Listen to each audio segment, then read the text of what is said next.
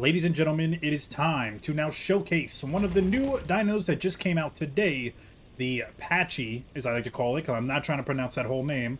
But this guy right here, it looks fairly small. This is my first time actually seeing him and playing him in the game.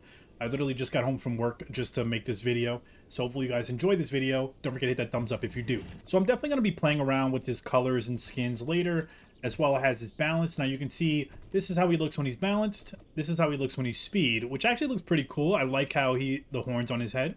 And then this is him as damage, and oh man, that hair on his back just ruins it for me.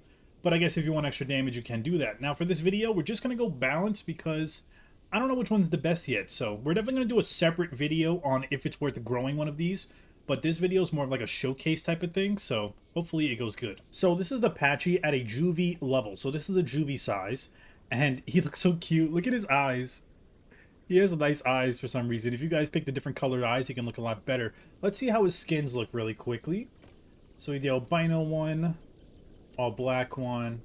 Alright, so nothing crazy, but I'm pretty sure you could probably get a cool skin with this guy if you play around with it. So now we're going to go through all the sizes. So like I said, this is him as a juvie. This is him at an adolescent. This is him as a sub-adult. And this is him as adult. So you can see once he's adult, he has that full noggin on his head.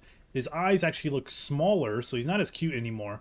But this is him full size. Now, oh my god, right off the bat, you can tell he has some good speed. Immediately good, like, starting speed. And stamina drain seems pretty good as well. Barely going down as I'm running. This thing is going to be a chaser for sure. Now let's go over his moveset really quickly. So for the head, we just have a regular headbutt attack, which makes sense for this dino. And then for legs, we have a charging attack, which also makes sense for this dino. For tail, you have a regular tail attack. And then for back limb, you have a distance runner, which is a stamina increase, which pretty much explains how I have good stamina. Or he has the leap, which increases jump height and reduces stamina spent when jumping. Both of these can be pretty good, but we're going to keep the distance runner on for right now. And then for hide, you have the thick scales or thin. Now, I'm going to play around with this in a separate video to see which one is better, but for right now, we're just going to keep it on the standard.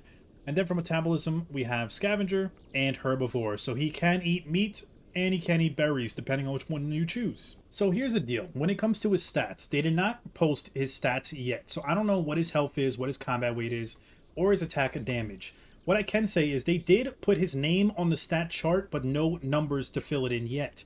So apparently they put him in place right underneath the Anki and above the Kentro, which assuming that he's going to have around 550 health to 600 health. And by combat weight, I'm assuming the position he's in on the stat chart, he's either going to have 2700 to 3000 combat weight, possibly close to 3000 combat weight. So not the best when it comes to combat weight or health.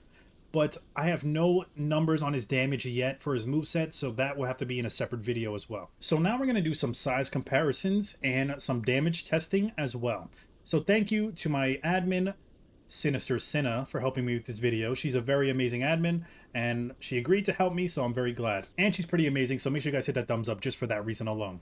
So right now, I told her to hop on a Metri. So she is on a Metri right now, and you can see the size difference already. Full adults, the Metri is bigger than the Patchy. So I'm assuming these guys 1v1 will be a pretty fair matchup. So now we're going to go over some damage numbers. I can't get her in the group because she is a Metri. And we're going to see how this does. So now we're just going to do the headbutt. Headbutt is pretty slow when you try to do it repeatedly. And you can see it's not doing that much damage to the Metri. And it would take a lot of hits. So I don't think face tanking would be the option. Now we're going to try the charging ability, and we're going to see how much damage that would do. Oh my god. Oh my. Okay, I didn't expect that pushback. Holy crap. You can see we did about not even like a quarter health from her. But that charge and that knockback is going to be insane. And I'm wondering how that's going to be for bigger dinos, if they're going to get the same pushback. Or is it only against dinos that are the same size or smaller? So now she is on an aloe, and we're going to see the size difference. The aloe looks pretty big compared to the Patchy, and you can see the size difference is crazy. Now let's see again what our damage would do. So we're going to do the headbutt. Seems like it does the same damage it did for the Metri. Now I'm assuming if you have a gang of these attacking, it would do a lot more with the headbutt. Now we're going to try the charging ability and see if we can get pushback on the aloe. Alright, so now we're going to try the charge. So I'm going to try to line it up. Oh my god. It does some amazing pushback. It does seem to get a little bit glitchy or laggy with the pushback, and you tend to go through the body. But even an Aloe, who's bigger than me, we can tend to push back a good distance as well.